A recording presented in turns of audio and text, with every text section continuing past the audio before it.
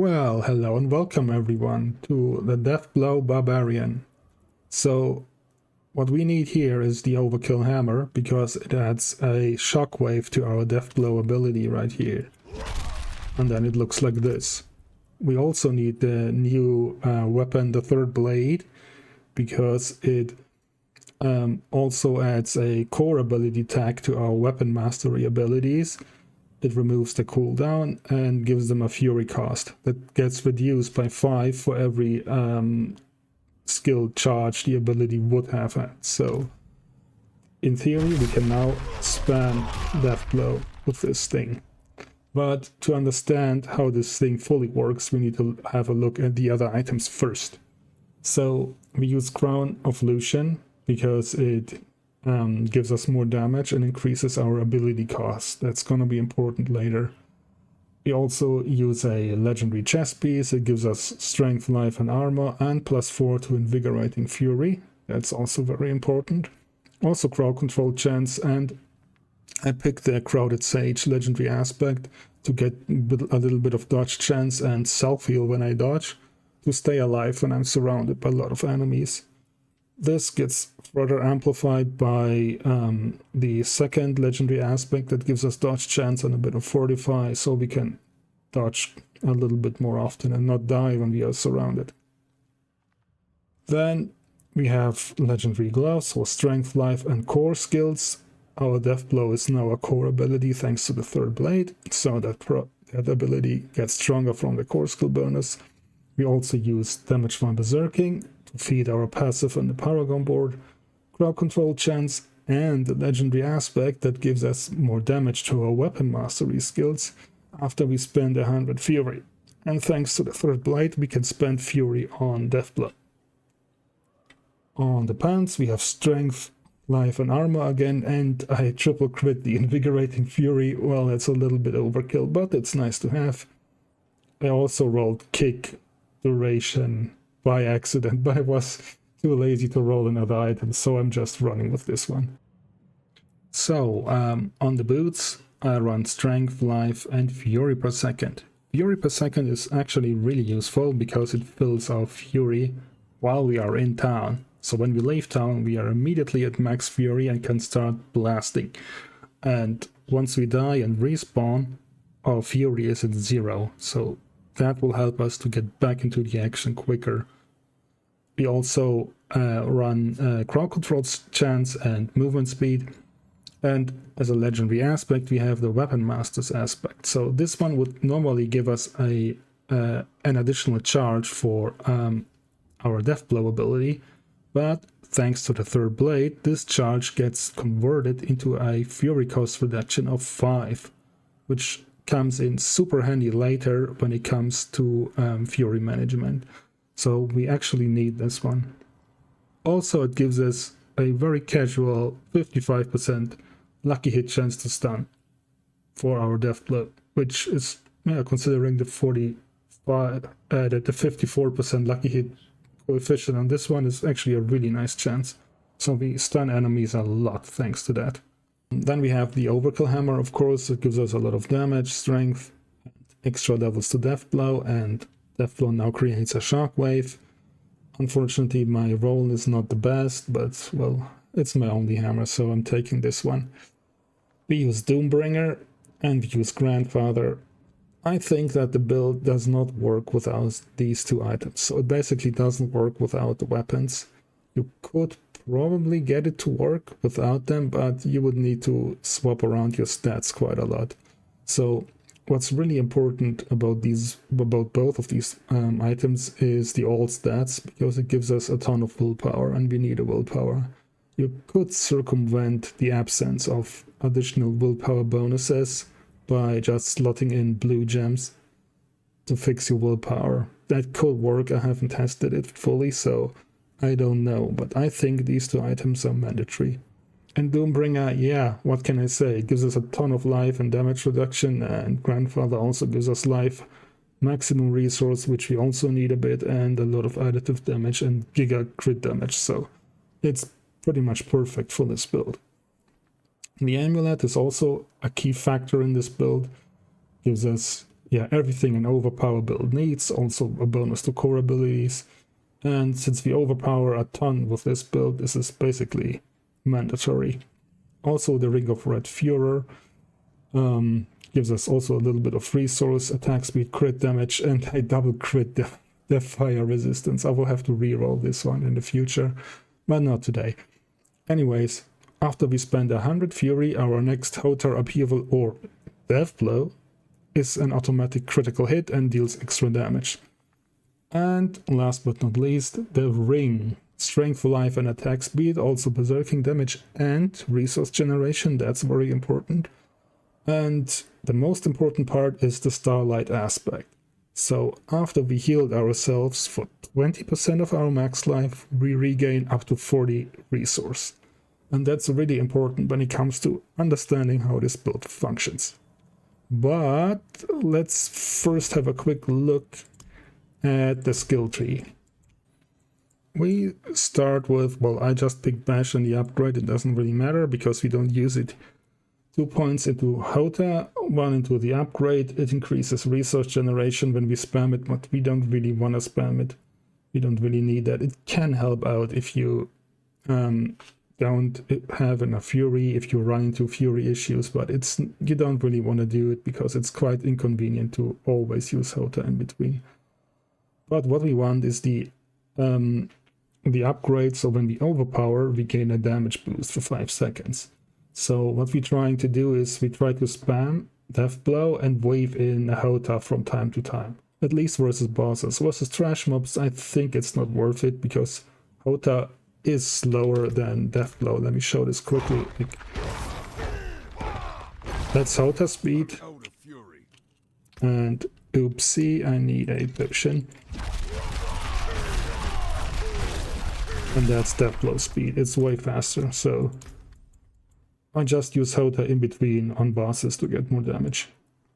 Then we put 3 points into health, 3 points into damage reduction, 1 into Rallying Cry and the upgrade to break crowd controls, 1 in Challenging Shout, so we get damage reduction and a little bit of extra life from the upgrade.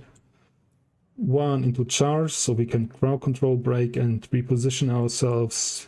3 into movement speed. Here we take damage reduction while berserking, and we will always be berserking, so that's always active. If you run into Fury issues, you can also remove a few points from other abilities and put 3 points into Fury generation while berserking. 3 points into Pit Fighter to get a little bit more damage and damage reduction. Flying Strike is cool to kill off trash mobs that are far away from you. The extra damage against low life can help you a lot. And Expose Vulnerability is really important because after using a weapon mastery skill, our next core skill will make enemies vulnerable for 1 second. And thanks to the third blade, Death Blow is now both weapon mastery and a core skill. So when we spam Death Blow, we will always make enemies vulnerable all the time. Speaking of which, all our points go into Death Blow. We pick the upgrade to get a massive chunk of bonus damage against bosses and berserking for 3 seconds when we hit. Then 1 point into this so we can get counter-offensive, so we get extra damage when we are fortified. Here we pick crit damage, damage with bludgeon weapons against vulnerable, and overpower damage. And yeah, we have 13 points in Invigorating Fury. So after we spend 100 Fury, we heal ourselves for 39% of our max life.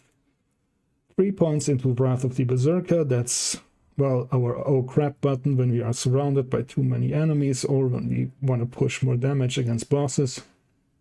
And last but not least, the Keystone passive Unbridled Rage. We gain more damage and we basically double our Fury cost. When it comes to understanding how the build works, we basically only need to look at Unbridled Rage and Invigorating Fury. So when we spend 100 Fury, we heal ourselves for a big chunk of our max life. And this one increases our Fury cost. So what would happen if we could increase our Fury costs to like at least 100? That would mean we would basically heal ourselves with every hit, right? Well, we also have the Crown of Lucian that, after using an ability a couple of times, will increase our fury cost to 150%. And I also just used the Elixir of Resourcefulness to reduce the cost, to basically get it right in the middle where we want to have it. Also, let's not forget, 100 fury spent gives us a nice chunk of bonus damage, an extra critical strike with extra crit damage, and in this case even an overpower. Now, let's use Death Blow a couple of times and we get our fury cost to 140. The resource gap for this one is 275. So after using Death Blow, once it's fully charged up 2 times, I basically proc Banish Lord Talisman's effect. So that means every second hit will be an overpower. So let's charge it up quickly. So orange, yellow, orange, yellow, orange, yellow. So we have 140 fury cost once Death Blow and the Crown are fully charged up. So how do we pay that? Well, we gain 40 resource when we heal for 20%. And when we spend 100 fury, we heal for 39% of our health.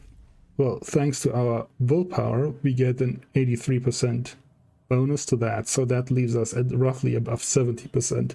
Sorry, yeah, 70% healing of our max health. So this rings effect basically fits into 73 times, so we get roughly 120 resource back. Then we also get resource generation here, and resource generation from willpower. And in full summary, we don't lose any fury at all anymore, but we spend 140 each time. So that means we can basically endlessly spam Death Blow. Every second hit is an overpower, and that every hit is a critical. Every hit deals 70% bonus damage, and every hit or every use of Death Blow basically heals us by over 70%. So that's the basic idea of the build. And yeah, this is how it looks like. And we can spam Hota in between to get more damage. Then we can pop Wrath of the Berserker for even higher numbers. On a dummy it can go to like almost 500 million. Now, what you may have recognized is that you can always see 2 numbers here. So one is the initial hit and the other one is the wave, and both of them can hit the same target when at close range. Yeah, so that's basically extra damage against close. The wave itself, however, doesn't deal that much damage, so it's not optimal to stay at range. You always want to get close to your enemies. A slight issue that I encountered with this build is this. So when you stand close to an enemy and the enemy is not directly in front of you, you're not gonna hit it. So try to get in front of your enemy when if you want to hit them. So no, wrong button. There we go. Let's have a quick look at our Paragon board. So we start at the bottom. We pick a little bit of damage and health on these 2 nodes. First board gets the territorial glyph. It gives us damage reduction and a little bit of damage against close enemies. And we've just seen that we deal more damage when we are closer to enemies, so we always want to be close. At least when it comes to the tough cookies. When there are like trash mobs on the edge of your screen, you can probably just kill them with the wave. First board we pick, after the basic board of course, is the Carnage board. So we move in here, we grab a little bit of berserking damage, move in here, and we grab the Hieroglyph for more berserking damage and damage reduction while we berserk. And since Death Blow gives us berserk for 3 seconds when we hit, we always are in berserking mode. Some damage reduction against close here and more berserking damage here. We move over here, grab the Notable for more attack speed. and more berserking damage here. And then we move into the decimator board. So the decimator node gives us damage when we make an enemy vulnerable and when we overpower a vulnerable enemy, and we do both all the time. So we get 20% bonus damage here. We grab some life here. We move to the glyph from here, so we get the extra strength on the way.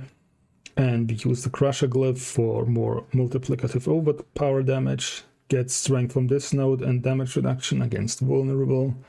Damage against vulnerable and extra strength to get the 40 strength for the crusher glyph basically. And then we move down here, pick a little bit of life and damage on the way, and we move into the next board, which is the bone breaker board. But we don't use the passive, we just go in here, go down here and pick these massive life nodes. And then we move to the left like this and pick the overpower nodes, and then we grab the glyph, which in this case is might, so we get multiplicative damage bonus with two-handers and a bonus to our magic nodes, which boosts these massive overpower nodes. And there's also damage reduction while we are healthy, so these also get boosted. And then we go into this board, which is Warbringer, so we move in here. We go down here and pick the dex nodes on the way, and we socket Wrath into this board to gain more crit damage. And this is a nice chunk of additive damage that we get, and since we crit all the time, it always happens. Then we get the full damage. So we pick a little bit of extra damage here and pick more dex. We pick every dex node here. And I actually forgot to pick this one. My bad. There we go. And we also pick all the resist nodes here to fix our resists. Then we move up here, get some more life and fury, and we get the notable passive. So every 75 fury we spent, we gain 15% of our max life as fortify. And that's why we are always fortified on this build. And let's go back here to the Carnage board. We can also move up here into, of course, the Blood Rage board for the berserking bonus, so we get a multiplicative bonus from our berserking damage, and we pick a little bit of berserking damage here on the way because I have points left to fully max out this one. So that's basically the board. So before we forget it, let's have a quick look at our mastery. So we use the axe, of course, because we get extra damage against vulnerable enemies. And yeah, all in all, we have 115k health. The build is decently tanky, even without Tyrells or Harlequin Crest. And that's also due to the fact that we heal ourselves for over 70% of our health with each use of Deathblow.